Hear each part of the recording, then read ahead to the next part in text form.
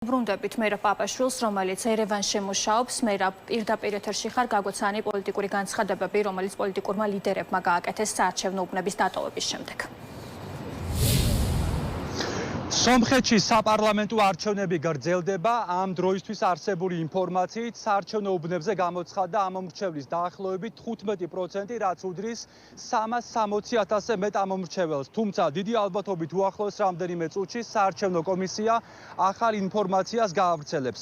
მიუხედავად იმისა, რომ სომხეთის საპარლამენტო არჩევნებში მონაწილეობას იღებს დაახლოებით 20-მდე პოლიტიკური სუბიექტი, ჩვენ შეგვიძლია ვთქვათ, რომ 4 მთავარი მოთამაშე ყავს ამ არჩევნებს. პრემიერ ფაშინიანის გუნდის გარდა არის 3 ოპოზიციური ფლანგი, საიდანაც გამოირჩევა სამველ კარაპეტიანი და მისი გუნდი. ის აღქმული არის როგორც მთავარი კონკურენტი ნიკოლ ფაშინიანის, ეს იმიტომ, რომ წინა საარჩევნო კვლევების მიხედვით მისი რეიტინგი არის უფრო ახლოს ფაშინიანთან ვიდრე ნებისმიერი სხვის და ასევე სახელდება ერთ-ერთ მთავარ გარემოებად ის, რომ სწორედ მის ხელშია თავმოყრილი საკმაოდ სერიოზული ფინანსური რესურსი. მედიაში გავრცელებული ინფორმაციით მისი ქონება შეადგენს დაახლოებით 5 მილიარდ ამერიკულ დოლარს. ასევე ამავე ინფორმაციის მიხედვით მას აქვს საკმაოდ მსხვილი ბიზნესი რუსეთში და ამან გააჩინა ეჭვი და ამაზე საუბრობს ფაქტობრივად ყოველდღიურად ნიკოლ ფაშინიანი, რომ ის არის გარე ზეგავლენის ქვეშ. დღეს სამველ კარაპეტიანმა მისცა ხმა ერთ-ერთ საარჩევნო უბანზე, ამის შემდეგ ისაუბრა მისი გამარჯვების შანსებზე. კარაპეტიანი ამბობს, რომ დარწმუნებულია იმაში, რომ დღეს სომეხი ხალხი გაიმარჯვებს ნიკოლ ფაშინიანის წინააღმდეგ. მან ასევე თქვა ისიც, რომ ნებისმიერი საუბარი იმის შესახებ, რომ მას რაიმე გავლენა აქვს რუსეთის მხრიდან და რომ მას მოსკოვი მხარს უჭერს, ამას არავითარი რეალური საფუძველი არ გააჩნია.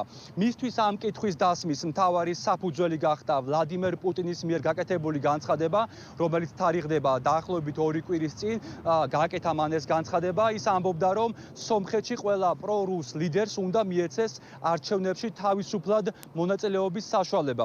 რაც შეეხება სხვა კანდიდატებს, მათ შორის არის გაგიკ ცარუკიანი. ის ამბობს, რომ დღევანდელ დღეს ის აქტივობა, რომელიც არის საარჩევნო უბნებზე, იძლევა იმის თქმის საფუძველს, რომ ნიკოლ ფაშინიანის წინააღმდეგ გამოდის ბევრი ადამიანი. მსგავსი შეხედულება აქვს მათ შორის რობერტ ქოჩარიანს. ის არის ქვეყნის ყოფილი პრეზიდენტი და დღეს ერთ-ერთი მსხვილი ოპოზიციური პარტიის ლიდერი. რობერტ ქოჩარიანი ამბობს, რომ თუ ნიკოლ ფაშინიანი არ დათმობს ძალაუფლებას და მას მიიტაცებს ძალისმიერი გზებით, მაშინ ამას ქვეყანაში ძალიან მძიმე შედეგები მოყვება. ფიქრობ, რუსებს საკუთარი ინტერესები აქვთ სომხეთში და თანმიმდევრულად ატარებენ თავიანთ პოლიტიკას. ამას არანაირი კავშირი არ აქვს არც ფაშინიანთან, არც ჩემთან და არც რომელიმე სხვა პოლიტიკურ ძალასთან. სად გინახავთ, რომ რუსეთი მე მხარს მიჭერდეს? პუტინმა უბრალოდ თქვა, რომ ადამიანებს უნდა ჰქონდეთ არჩევნებში მონაწილეობის შანსი. რა თქმა უნდა, მე ამას მხარდაჭერად არ მივიჩნევ. ხელისუფლების შეცვლის ნებისმიერი ალტერნატიული სცენარის სომეხ ხალხზეა დამოკიდებული. როგორ შეიძლება სხვა გეგმა მქონდეს, რასაც სომეხი ხალხი გადაწყვეტილებაც ის იქნება. თუ ნიკოლ ფაშინიანი აირჩევა, თუმცა ამის ალბათობა ნულის ტოლია. სომეხი ხალხი ამას შეეგუება. მე მსურს, რომ ხვალინდელი სომხეთი ლეგიტიმური ხელისუფლებით ვიხილო. ეს ძალიან მნიშვნელოვანია ჩვენი ქვეყნისთვის, რადგან ლეგიტიმური ხელისუფლების გარეშე ჩვენ ვერ შევძლებთ სომხეთის განვითარების უზრუნველყოფას. ჩვენ უნდა გვქონდეს კარგი ურთიერთობები ყველასთან, როგორც ამერიკასთან, ასევე რუსეთთან. მე ხმა მივეცი სომხეთის სახელით დაცული თავისუფალი სომხეთისთვის. ამჯერად ნამდვილად რადიკალური ცვლილებები იქნება. გასულ ჯერზე ჩვენი მანდატები არასაკმარისი იყო მიზნის მისაღწევად და ჩვენ ოპოზიციაში დავრჩით, მაგრამ გავაგრძელეთ ბრძოლა და არასოდეს უკან არ დაგვიხევია. თუ ფაშინიანი არ წავა, ყველაფერი ძალიან ცუდად დასრულდება.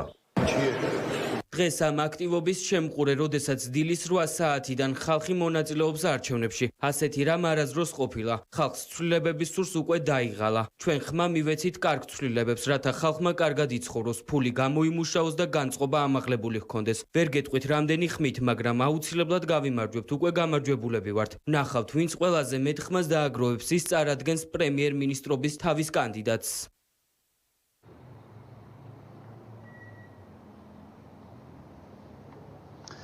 როგორც ახლა ისმენდით, ფაშინიანის მთავარი სამი მეტოქე გამარჯვებაში დარწმუნებულია, თუმცა ის კვლევები, რომელიც გამოქვეყნდა წინასაარჩევნო კამპანიის განმავლობაში, სრულიად საპირისპიროს აჩვენებს და საპირისპიროზე მეტყველებს. ამ კვლევების მიხედვით გამოკვეთილი ლიდერობა უკავია ნიკოლ ფაშინიანს და მის პოლიტიკურ გუნდს სამოქალაქო კონტრაქტს. დღეს ფაშინიანმა გააკეთა კომენტარი ხმის მიცემის შემდეგ, ის ამბობს, რომ დარწმუნებულია სომეხი ხალხის ერთიანობაში, საერთო მიზნის გარშემო, დარწმუნებულია იმაში, რომ მას კიდევ ერთხელ ექნება საშუალება მართოს ქვეყანა და მან აქცენტი გააკეთა იმაზე, რომ მშვიდობა არის ის მთავარი მონაპოვარი, რაც უნდა შეინარჩუნოს სომხეთმა. მისივე თქმით, გარკვეული ძალები ცდილობენ, რომ დაიძაბოს ურთიერთობა ერევანსა და მოსკოვს შორის, თუმცა მისივე თქმით, ეს მიზანი მიუღწეველი დარჩება. ნიკოლ ფაშინიანი მთელი წინასაარჩევნო კამპანიის განმავლობაში მუდმივად საუბრობდა იმაზე, რომ სომხეთი გააგრძელებს დაახლოებას ყველა მნიშვნელოვან სახელმწიფოსთან, მათ შორის ევროკავშირთან, შეერთებულ შტატებთან და თავის მხრივ რუსეთთან. ის ამბობდა, რომ დაბალანსების პოლიტიკა არის მთავარი, რაც საბოლოო ჯამში სომხეთში მდგრად და გრძელვადიან მშვიდობას მოიტანს. რა თქვა ხმის მიცემის შემდეგ ნიკოლ ფაშინიანმა, შეგვიძლია ეს კომენტარიც ეთერში ვნახოთ. ვერ ხედავ ვერანაირ დაძაბულობას. ეს ხელოვნური დაძაბულობაა. ჩვენი ურთიერთობები რუსეთთან ინსტიტუციურია და ურთიერთპატივისცემაზეა დაფუძნებული. სომხეთში მოქმედი ზოგიერთი ძალა ცდილობს დაძაბულობის შექმნას სომხეთ-რუსეთის ურთიერთობებში. ეს დაძაბულობა არ იქნება იმ მარტივი მიზეზის გამო, რომ ჩვენ ძალიან მჭიდრო ურთიერთობა გვაქვს რუსეთის ფედერაციის პრეზიდენტთან. European Union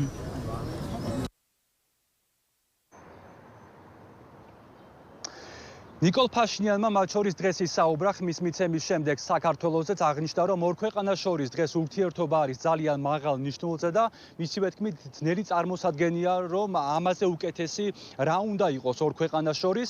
რაც შეეხება ერევანში არსებულ სიტუაციას, ჩვენ უკვე რამდენიმე საათია ვმუშაობთ ქალაქის სხვადასხვა ცენტრში, სხვადასხვა საარჩევნო უბანზე. ეს კი არის ერევნის მთავარი მოედანი, სადაც მინდა გითხრათ, რომ რაიმე განსაკუთრებული მზადება არ შეიმჩნევა დილიდან. აქ არ არის სცენა, არც სცენის მოწყობის სამუშაოები არ დაწყებულა. მათ შორის უნდა ვთქვათ, რომ ის რომ არჩევნების დღეა დღეს სომხეთში, ეს ქუჩებში მაინც და მაინც არ იგრძნობა, ეს ხილულია იმ საარჩევნო უბნებთან, სადაც მოქალაქეების გრძელი რიგი დგას, თუმცა რაიმე დაძაბულობა ქალაქში არ შეიმჩნევა.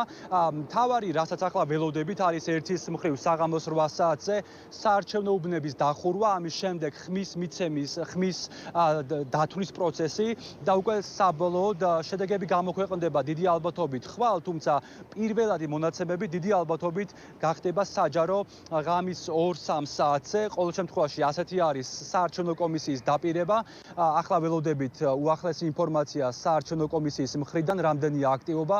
დღის ბოლოს კი დიდი ალბათობით ნიკოლ ფაშინიანისა და სხვა მისი კონკურენტების მომხრეები ერთის მხრივ აქ ერევნის მთავარ მოედანზე და მეორეს მხრივ ქალაქის სხვადასხვა ცენტრში შეიკრიბებიან.